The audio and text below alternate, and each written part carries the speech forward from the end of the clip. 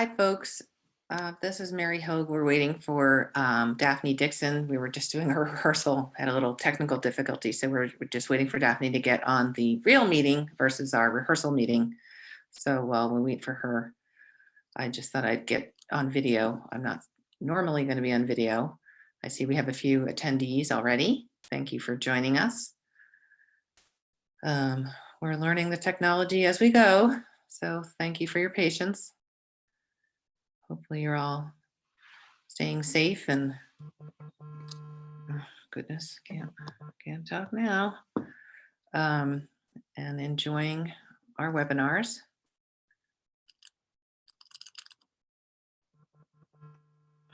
There's Daphne. Hold on. Hi, can you get on the meeting? Oh, good. Okay.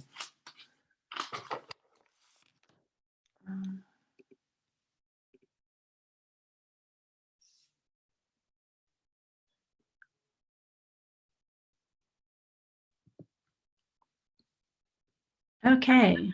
Woo. Let's see. Okay. Let's see, Mary. Are you there? Yep, we're all set. We can hear you just fine. Awesome. Terrific. All right. Okay, so I will get started.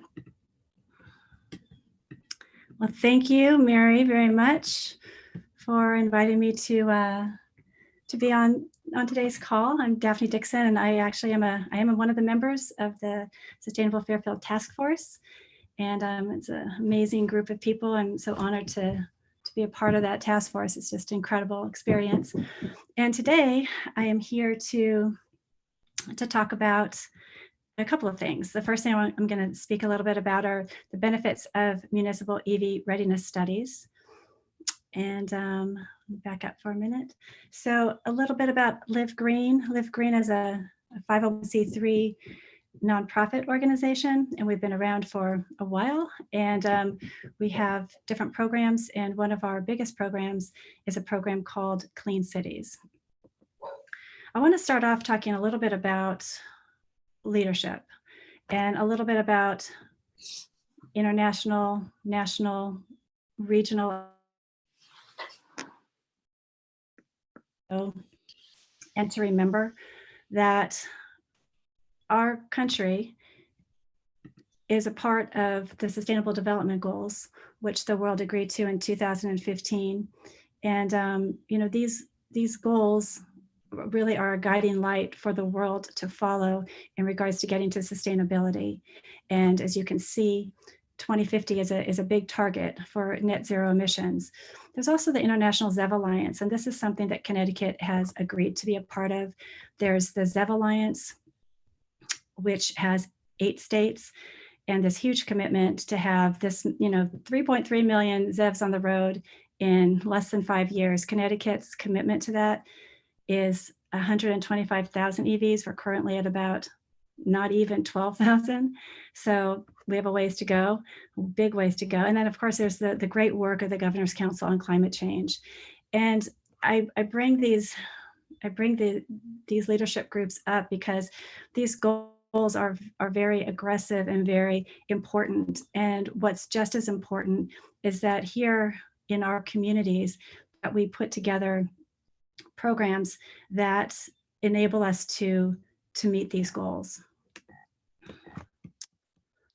So, okay, so Live Green. So our mission, as I mentioned, we're a 501c3 charity, and our mission is to integrate the global goals into communities, businesses, and municipalities through scalable programs. That's what our mission is. We have been around actually for a pretty long time, since 2008. Our first event was at the Bartlett Arboretum. It was called the Green Fair. We had 25 exhibitors and about 100 participants come. It was really great. A lot of the people I still work with today, the roots go back to that event. But then in the last year or so, we've really put our focus on doing programs because we're really focused on seeing how we can help support real change. And our biggest program is a program called Clean Cities. Clean Cities has been around for about 25 years. It's supported by the Department of Energy's Vehicle Technologies Office. As you can see here, the main purpose of Clean Cities was really to support fleets that wanted to move to alternative fuels. And this coalition, the Connecticut Southwestern Area Clean Cities Coalition, was led by Ed Bowman, Assistant Public Works Director of Fairfield, an extraordinary man who's done extremely amazing projects here in Fairfield around renewable energy. And in the last year or so, I've taken over the coalition. And so this brings us to the Municipal EV Readiness Study. So in partnership with United Illuminating, we did a EV readiness study for the town of Fairfield. And the goals, let's see. Yep, and we had this amazing team of people who worked with us to do our study. And the goals really, there were three main goals. The first was to discover and to eliminate barriers to EV adoption. And we discovered that really what has to happen is there really needs to be a lot of outreach, because there's still so much information that needs to get out to leaders and to community members and to businesses around the importance of EV adoption. We also, one of the goals is to looking for low and no cost incentives to promote charging equipment deployment.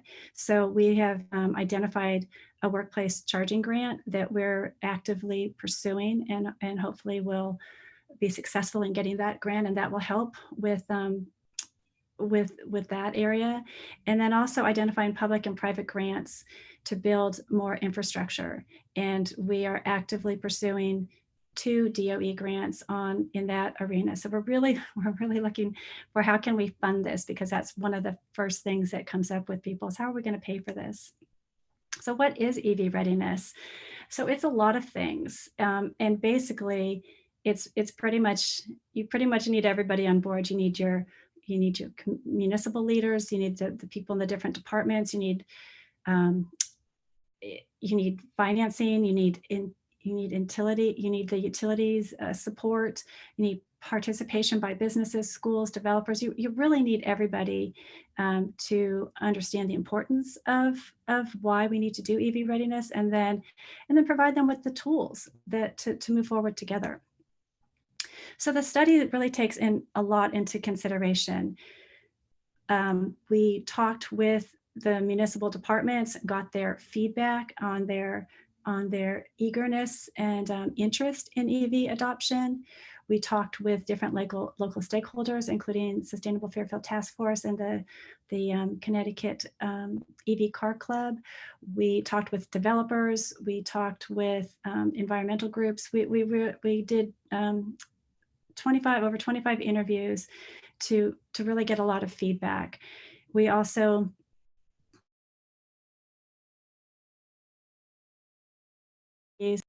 we wanted people to consider and understand the environmental necessities, and then we provided some recommendations and also wanted to share outcomes. So you do this study, and it's a study, not a plan, it's a study.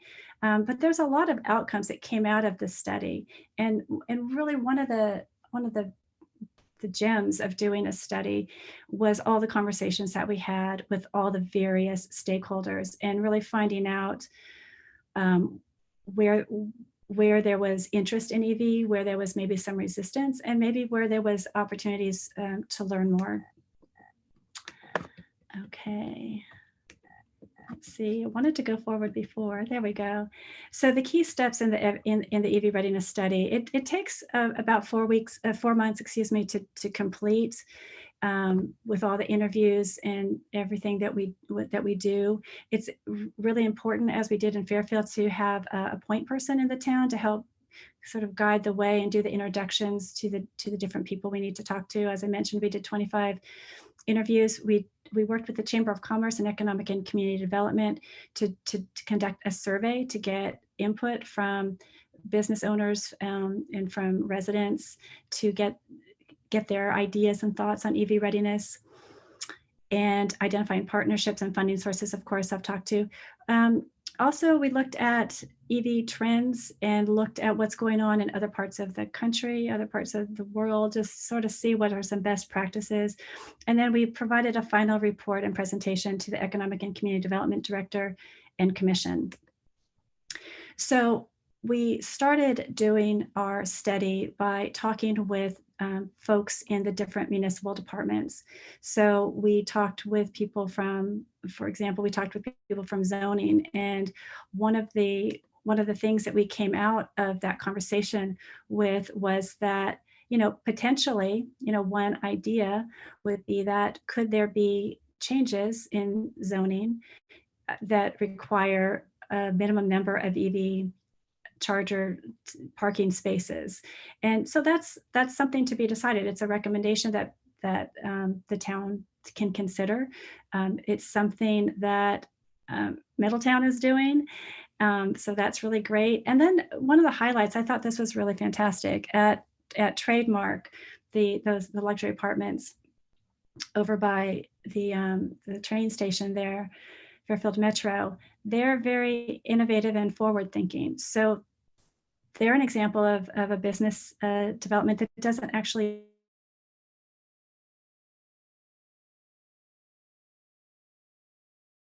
provide chargers for people.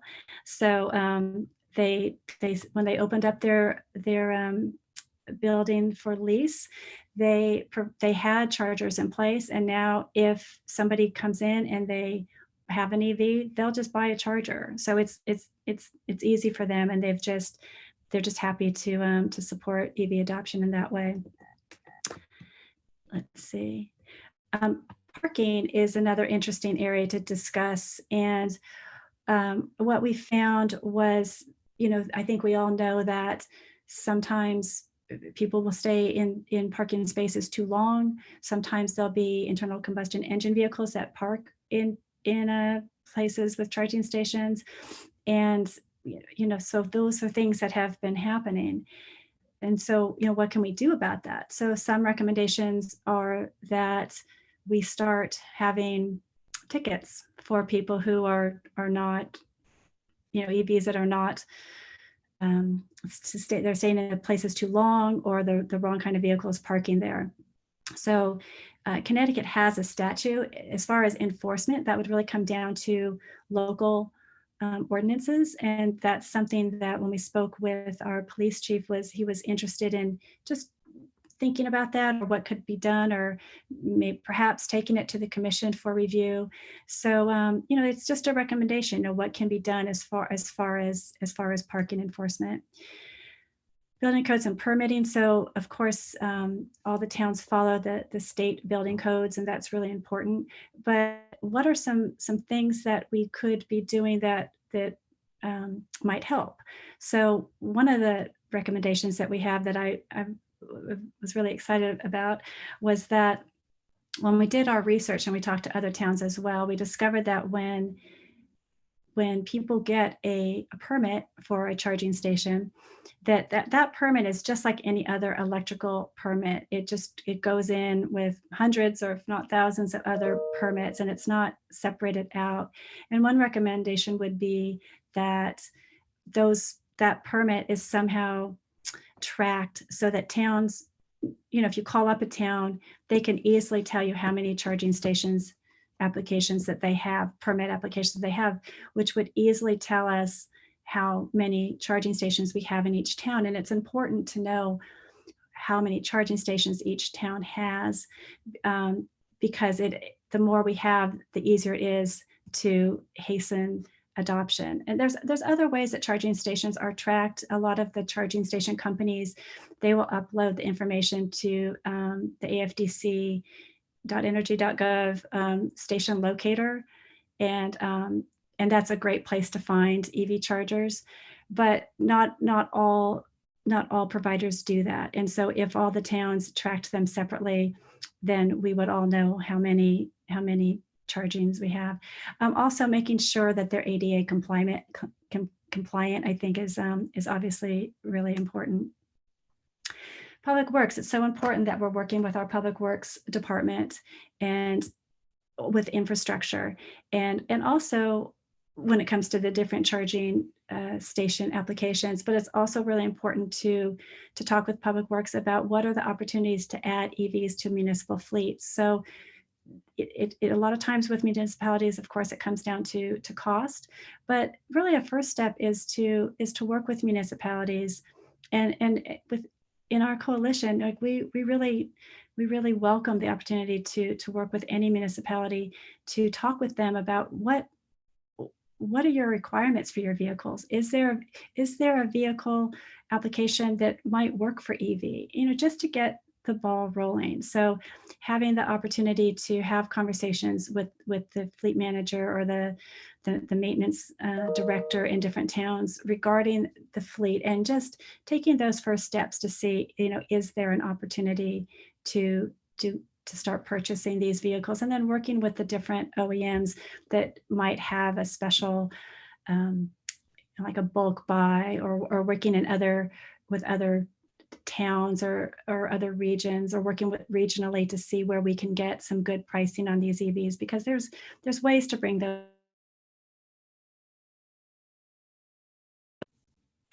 Okay. And then economic and community development. So, oops. One of the things that we found really fascinating was there was a study done by Yale in this area, and it reported that 72% of the people that they surveyed responded that environmental protection is more important than economic growth. So I just thought that was really important information, because so many times people cite economics. We have to make sure that we grow our economy because that's what people want. But 72% of the people really felt that economic protection was more important than economic growth. And I think more and more we're seeing that that kind of decision making going into our towns. So as far as recommendations for economic and community development, one of the outcomes, or one of the recommendations we had when we were talking with the commission, was we felt it was very important that we identify a key leader from the commission and or other folks at the municipal level to be a part of a working group to start developing a plan. I mean, I really believe, and it has been successful in other communities, where if you have a small working group of people who are really looking at this area of EV readiness, and where are we going to be in 5 years? How are we going to meet these goals? How is Connecticut going to have 125,000 EVs? And what is Fairfield's role in that? How many EVs should we have? And how can we get there? So I think that's really important. I think the other thing is, as we all know, we have an aging population, and the younger demographic wants EVs, and they want to live in communities that support that. So if we want to stay, a young and vibrant, growing community, and attract that and keep our younger people, that's another good reason to develop this infrastructure.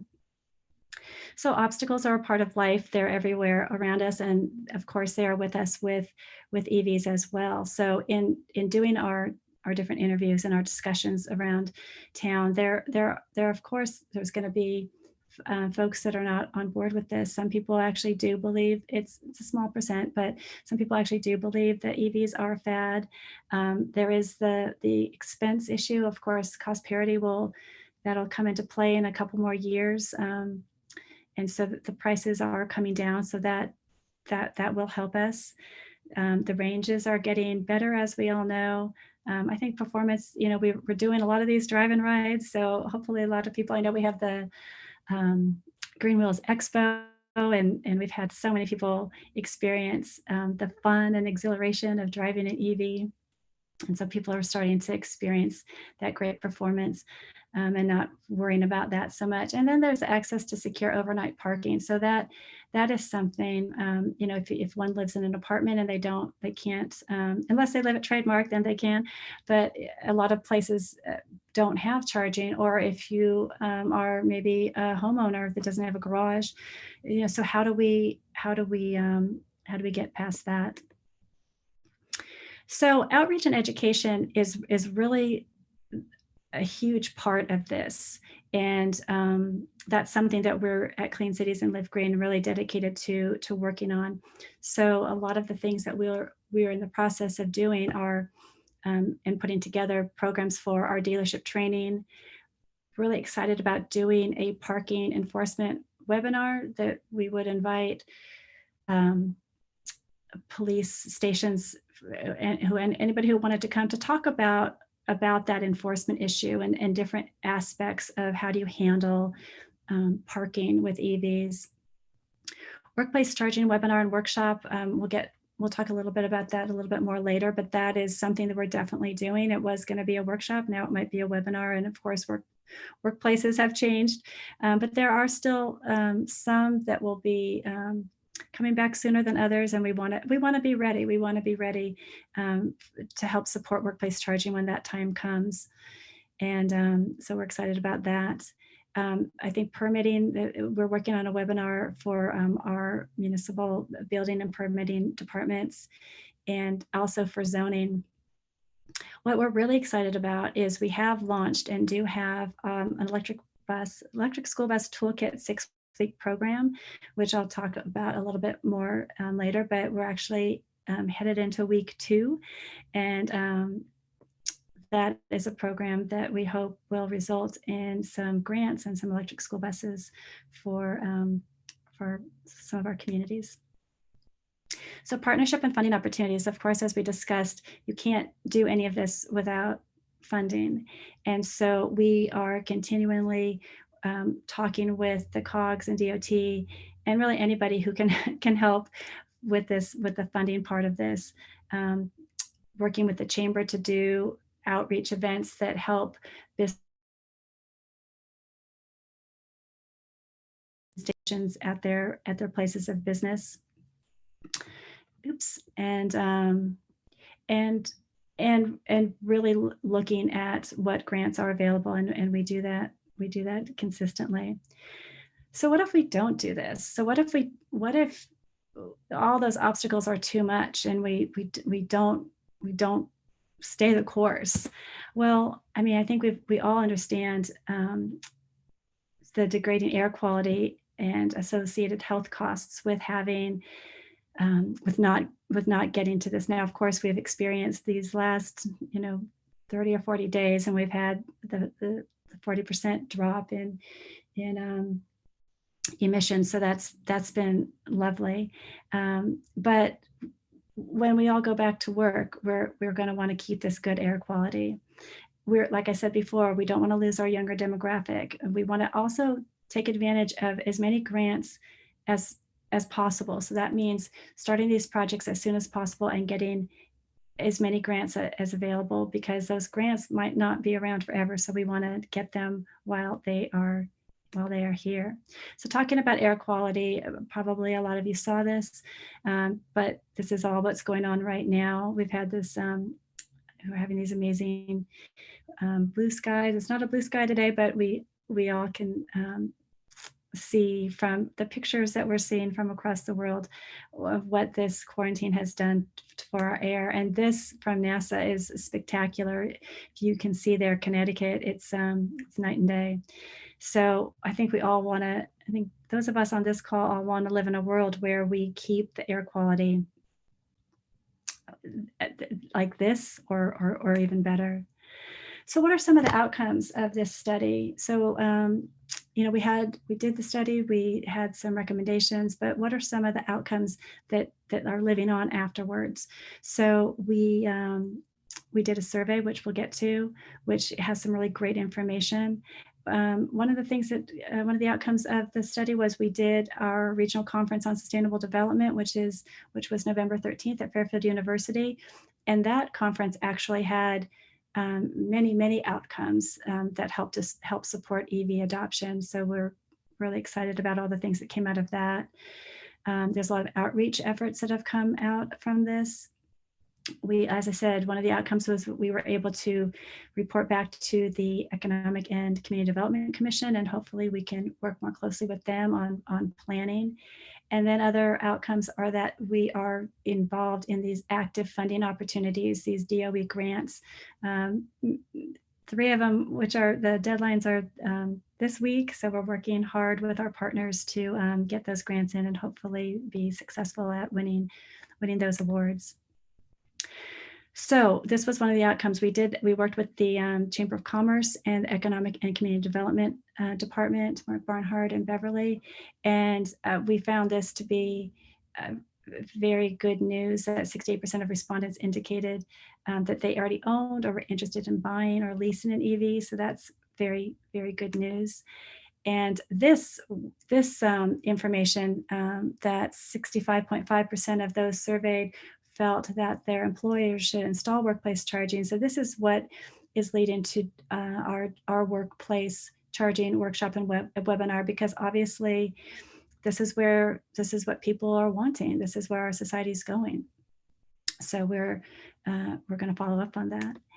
And this is just more evidence that a workplace charging is so important that it would actually increase those interested in buying an EV. So that's again, it's more good news. So as I mentioned, we did this conference back in November 13th.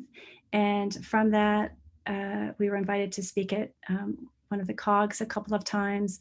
That led to doing the working with Connecticut Deep on the Municipal EV Fleet Collaborative. So we invited, I think we had over 40 municipalities come to a meeting at Deep. It was in the olden days before quarantine, right before quarantine.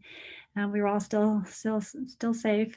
We all were careful, but that was a great opportunity to speak with municipal fleet directors and public works folks that want to know the way and the path to EV adoption. And we will be following up with workshops for that group of people to help them navigate the next steps.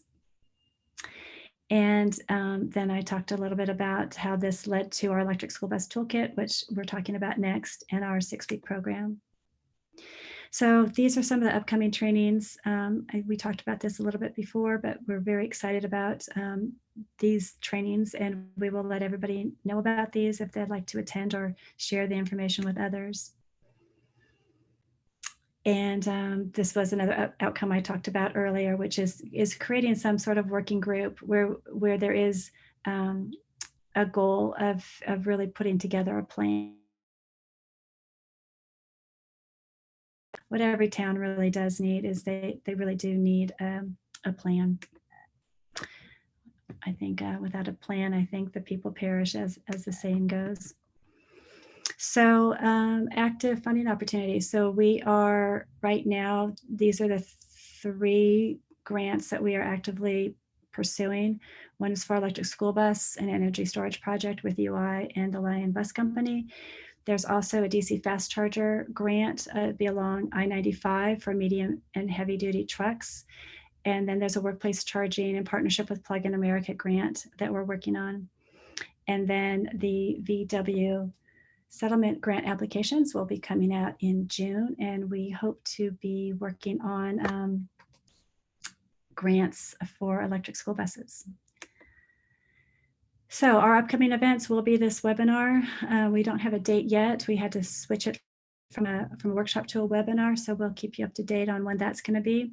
We will be going forward with our electric school bus virtual conference. Originally, it was planned for tomorrow as a face-to-face, but we have rescheduled that for June 24th, and we'll give you details about that. And then we will have our national conference on sustainable development, electric vehicle deployment, and new technologies.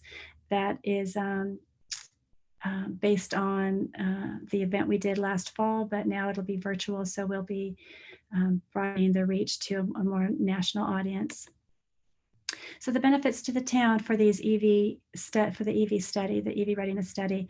So there's a long list here, but the most important thing in doing the study is just to identify those key issues and to build the partnerships and the relationships and to have these conversations with key leaders in the town and the community to find out where people are, find out what's the first step we can take, and really from everything we learned and saw and heard, we were going to go forward with this workplace charging workshop as sort of a first step, because it's what the data suggested would be the first step, next thing to do. So the conclusions are that when you do want to go into EV readiness and you do want to prepare your town, it takes a team. It's a team sport, and you have to really have collaboration from all the stakeholders in the community. It really can't just be one person or two people, or it really has to be representative of the community, because it's really a community project. There's always things to work out. These are new technologies. There's new technology coming in all the time. There's things don't always stay on schedule, and so it takes some persistence, and that's where the vision comes in. If you have the vision, you keep on with the persistence. There, as I said before, and I will say again, there will always be some resistance, and that's just part of life. There's always going to be folks that don't want to change or don't see the need, and it's okay, as that's just as part of anything, as long as we have a shared vision on where we do want to go. And then when there's resistance, let's educate or to do outreach, or in some cases listen. Sometimes there's a sort of a gold nugget in resistance. So sometimes there's some information in that resistance that's important to listen to. So we always want to come to these projects with a bit of equanimity, and when people are resistant or have a completely different perspective, we want to make space for those people and those thoughts, and at least listen and consider what they're saying. And in some cases, there might be something there that helps move EV readiness forward. And in other cases, there might be an opportunity for both people to learn something new. And then really critical, and something I didn't really talk about, but when doing this, you really have to plan as if the money is going to be there, as if you're going to get the funding, because what doesn't work is to say, well, we can't do this because there's no money. If you come to a project like this with that frame of mind, you're not going to get very far. So what seems to work is that you really do have to start putting plans together and working with the team and figuring out what you want to do, because those grant opportunities come along, but they come along very quickly, and there's not, if a grant application is released, there's not always a lot of time to build the partnerships and do all the work you need to do to put that project together and to get it written in time and submit it properly to be considered for that award. So it's important for us to plan the projects that we think would have the best outcome, and the projects that would be the best for the community. And then as we're planning those projects,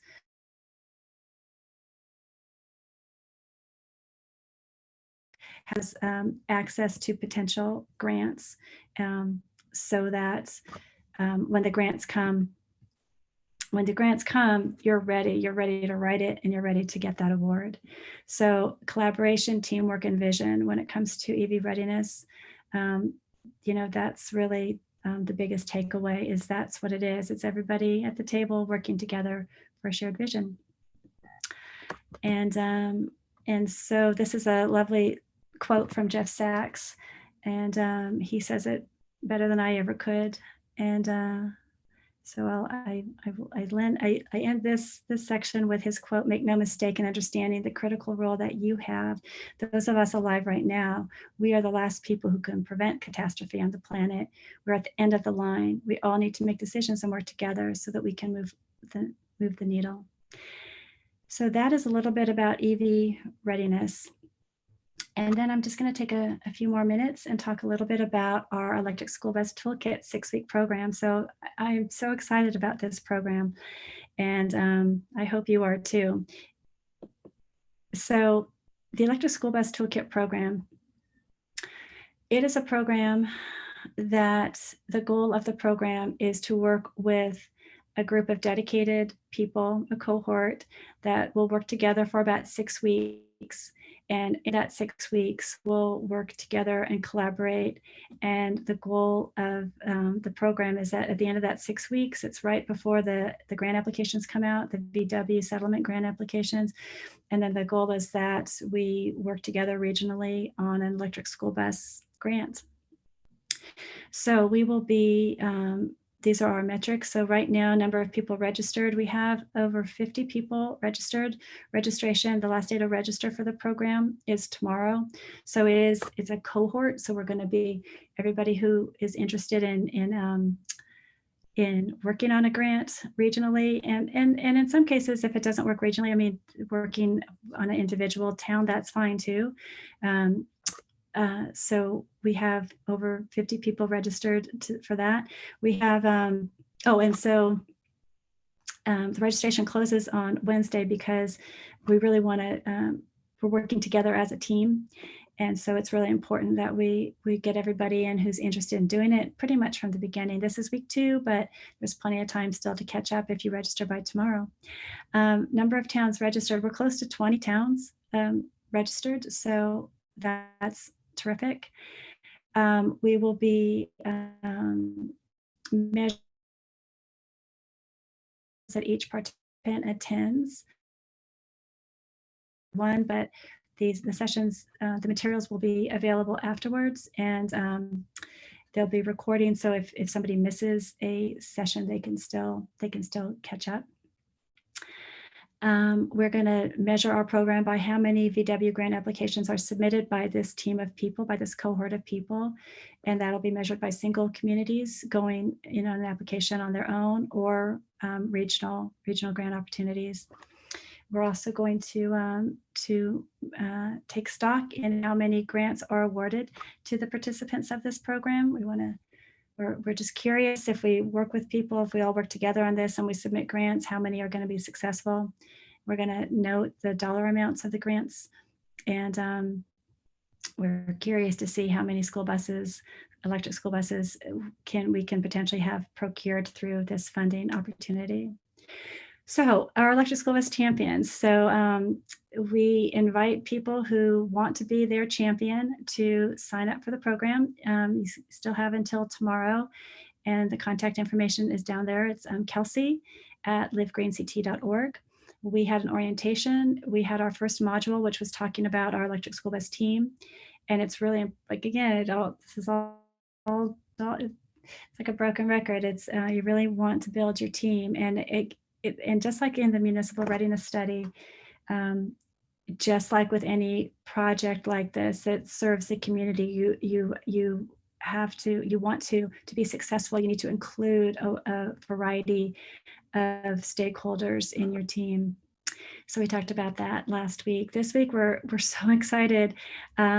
We have outreach and education as our second module, and it was through an outreach event, the Green Wheels Expo, that Angeles Papa George from Fairfield Schools came and toured the electric school bus from White Plains. Jim Modavali from the task force made the first contact with White Plains, so thank you, Jim, for that.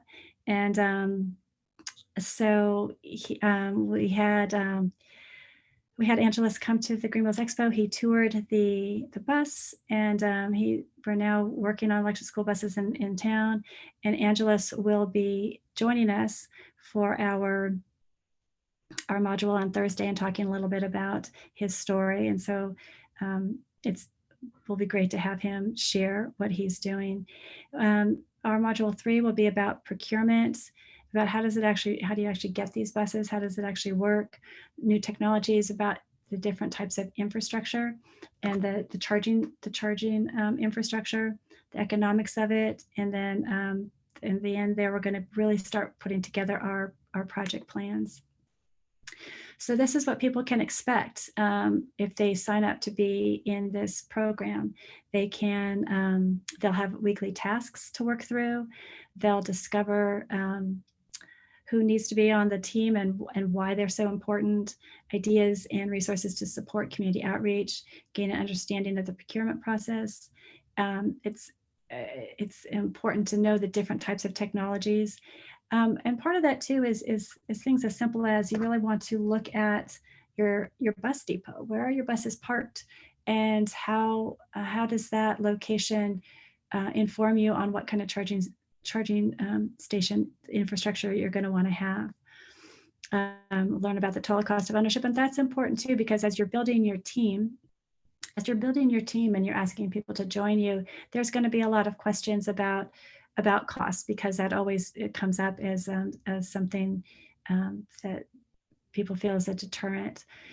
We also will have on Thursday, I know Kelsey's working on it, we're putting together two things. One is sort of a FAQ for the cohort, but also we're putting together a one-page explanation of electric school buses that our participant members can share with the municipal folks, with the school operations director, the fleet directors, and all of that. And then what to expect is we expect everyone who goes through this program to participate in a grant application. The goal really is to work on a grant application.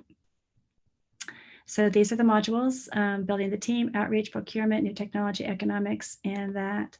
So these are the team members that we feel are really important to having on your electric school bus team. Every town is different, so you might not have somebody from the PTA or the school board, but people from the PTA and school board can sometimes help facilitate introductions to the school district fleet manager, and or help give them information that's important. So the community members who are our participants are going to want to lean on us for help and resources when talking with different stakeholders. Of course, every town is going to need a superhero, a leader to really, or co-leaders to really lead this charge. So somebody's to really lead this. It can be 3 somebodies, but it has to be a commitment that you're really gonna take the leadership role on this. If that person is not a task force member and you have a task force in your town, it's really important and a great resource to invite your task force members to be a part of your team, because there's a lot of wisdom and knowledge and skills that collectively task force members have. Having the school district operations director or fleet manager on board and engaged early on is really essential. And you really obviously can't do an electric school bus project without this person being excited. And sometimes it's a process. They might not be excited at first. You might have to they might have to come to an event. Maybe you decide you want to do this in your town, and you invite your school district operations director to come to our virtual meeting on Thursday and listen to Angelus talk about his experience. So sometimes it takes a little while to get people on board, and that's fine. Not everybody has to be excited right out of the gate, just as long as you get their commitment as early as you can. Same with the school district finance director. Every town is different, so sometimes this is the person, and they are going to want to know about the costs. They're going to want to know about the grants. They're going to want to know about the total cost of ownership, because that's their job. Public Works Director, when it comes to figuring out the infrastructure, this is somebody that you're of course going to want to be in close contact with. And when it comes to doing the grants, um, when you're doing these grants, you really have to do a project that is more than just electric school buses and a charging system. A lot of times it has to solve another problem, or help in some other way. And your Public Works Director is going to have experience on this and how to develop that project. Again, the school board members and PTA, they can be on your team and they can help with outreach and education in many ways. This is an interesting um, team member, legislator. So I think a lot of us have heard about what's going on in Virginia, all the school buses that are going on there. And now in Maine, there's new legislation proposed um, proposed to transition public school fleets to electric buses. So I think, one of the outreach opportunities for us is to talk more with our legislators and what legislation, and I know Mary knows a lot about this and others, but what legislation can we all support that's going to allow school districts to access grants? What can we be doing? How can we be working with our legislators to help support this? So regional team members. So our role at Live Green and Clean Cities is we are working with different service providers and helping them understand really the total cost of ownership of when they purchase these electric school buses, including the reduction in maintenance costs and how to pass those savings on to the schools. So we're in the process of talking to different service providers and just talking with them and getting their feedback and seeing where we can help. Also working with school bus manufacturers, they are helping. They can help write grants. They can communicate with the service providers information about the savings, and so we are working closely with them as well. And the utilities. So we're also working with the utilities to talk with them about potential regional opportunities and how best they can support this effort. They're interested in electric school buses, and we're just going to work with them to see what they can do and how they can help support different towns and potentially some sort of regional grant opportunity. So when it comes to infrastructure, this is really a case-by-case situation. So it depends on your bus depot. It depends on the capacity that the utility has at that location. It depends on so many things. And so one of the modules we'll go through are what are the different types of charging infrastructures, what are the different ones that are available, and what's going to work, and what can we do that's going to give us the best potential for funding. So key points: build the team step by step. You really want to bring people on. You want to, as you're bringing people onto your electric school bus team, you want to be sure that you're providing them with the information that they need. So different team members are going to be concerned with different things, and we want to help our cohort of participants have the right information, the custom information that each one of those stakeholders is going to need to feel comfortable in pursuing electric school buses. In working on these projects, sometimes there can be conflicting objectives with the charging infrastructure. What a utility might want might be different than what a public works wants or needs. So if the goal is to get these electric school buses, and how can the team work together to facilitate that? And so ongoing support. So that's what we are here for, Live Green in Connecticut, Southwestern Area Clean Cities. So we have this program. Our next one I said is coming up on Thursday at 4:00. We also have our Electric School Bus Alliance. That's more of a sort of a general meeting, and that's the second Thursday at 3. But the toolkit is every week for 6 weeks, and we're seeing some really great outcomes already from that. So at our next module, I mentioned we have our special guest, Angeles Papageorge, Executive Director of Operations, Fairfield Public Schools. So we're so excited to have him with us and have him share his story.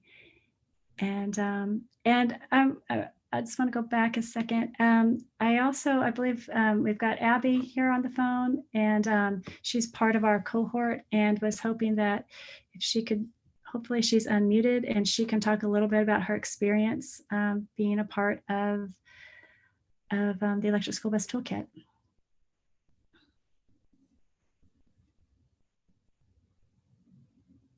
Hi, yep. I'm trying to just turn my video on, but I'm having some troubles.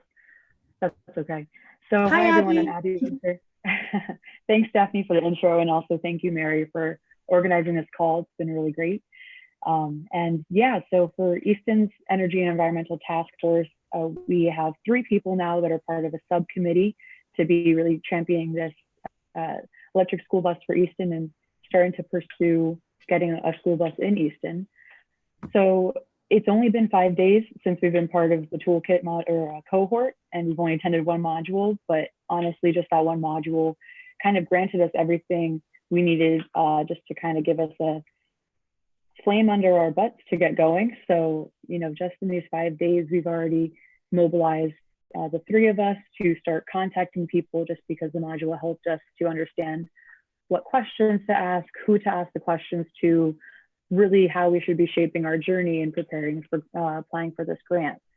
So it's been really helpful to kind of get that framework, just because it is kind of daunting. For a while, we're just talking about how great it would be to have electric school bus. It was very much a pipe dream. So having that framework has really made that tangible for us, which has been awesome. And really just having the cohort too has been helpful, just because it is a community that's supporting us. And it really, on that first call, it was great to log on and see all these faces of people all across the state in a similar situation as myself, just trying to figure out how to do this electric school bus thing.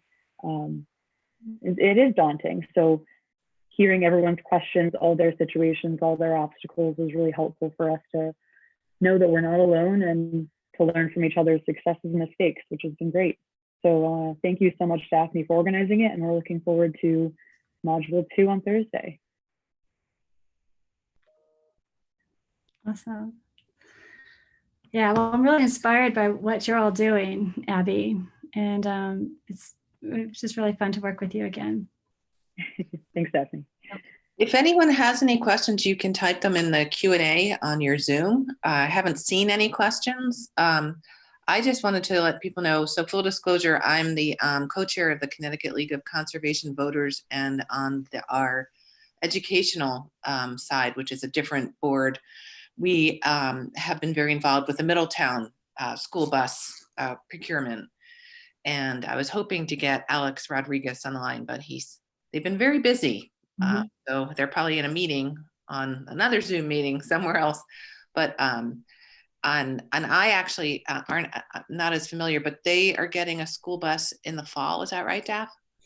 It's just a little COVID-19 delay. So hopefully they'll get it as soon as they can. I think they're waiting to hear when they'll actually get it, but it's on the way, just a little delayed, a little COVID-19 delay. And it's not a full-size bus, it's a shorter bus, isn't it? It's like how many seats? I'm not sure. I don't have that exact detail, but it's an electric school bus, so that's pretty exciting, right? Yeah. First one. Yeah, awesome. First one. Very cool. Yeah. So that's pretty exciting. So that's actually another resource if you're interested. They have and one of the things, and Scott Thompson has been really great. He's been offering to go and do his presentation, which we did to our Board of Ed here in Fairfield. And his focus, he's a environmental engineer. So he talks about the chemicals that come up through the floor of the bus into, where the kids are. So it's really, atrocious that we know this information and we're sending our kids in the school buses with all these chemicals going up into where they're seated. So we know this is a problem. We know that there's a fix. We know that we can make this happen. And we should really be acting very strenuously to make it happen as soon as possible. So anyone that's on this call, we should all be trying to make it happen sooner rather than later. So any comments, questions? Nobody, everyone's very quiet today. Nope, no open questions. You covered it all. Well, we hope that if anybody is still interested in joining the cohort, the electric school bus toolkit, that they register by tomorrow so they can be a part of it. It's great to be part of this cohort and this group. It's really, as Abby was saying, it's uplifting to be part of a group and to see that there are these other people, and then having that help with each other and hearing what works and what doesn't work with other people. Yeah. Yes. Oh, I see a new message. What does this say? One new message. Can you please email out the registration link? So yes, I'm not sure where to email it to. Or is there a Right. registration link you can tell us? So it's Kelsey, Kelsey at live, Live, green, ct.org. So it was on your slide. Yeah. So can you go back to share your screen just to put it back up on the screen one more time? I believe I can. Let's see. Come on, Queen of Green and Zoom. You can do it. Ta-da.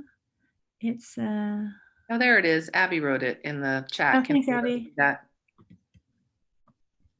Hopefully everyone can see Abby wrote the email address. Thank you, Abby to the rescue. As usual, Abby to the rescue. Yeah, Abby was our Clean Cities intern for a while, not long enough, and she was amazing, just absolutely amazing. She's an incredible young woman, so talented and skillful in so many ways. Oh, I see a Q&A. Too kind. Good job, Daphne, from our fellow task force member. Thank you. Ron. Thanks, Ron. Hope you're feeling better. Yes, Ron. Oh, definitely. Yes, I think he declared himself recuperated. Yay. Yes, I know. Yay. Awesome. Is there another Q&A? No, that's the only Q&A. All right. Well, this has been recorded and been streamed live on YouTube. So if you know of anyone who wasn't able to make it, it will be stored up on YouTube, on our YouTube channel, and you'll be able to get access to it when you go to our link to view on YouTube from the Fairfield Earth Day website. So thanks for joining us. Thank you, Daphne, so much. It was a lot of information. So you might, even if you were part of this today, you might want to view it again. And Abby, as always, thank you for joining and telling us about your experience. And stay safe and stay put and keep your mask on if you go out. Okay, bye. Thank you both so much. Bye.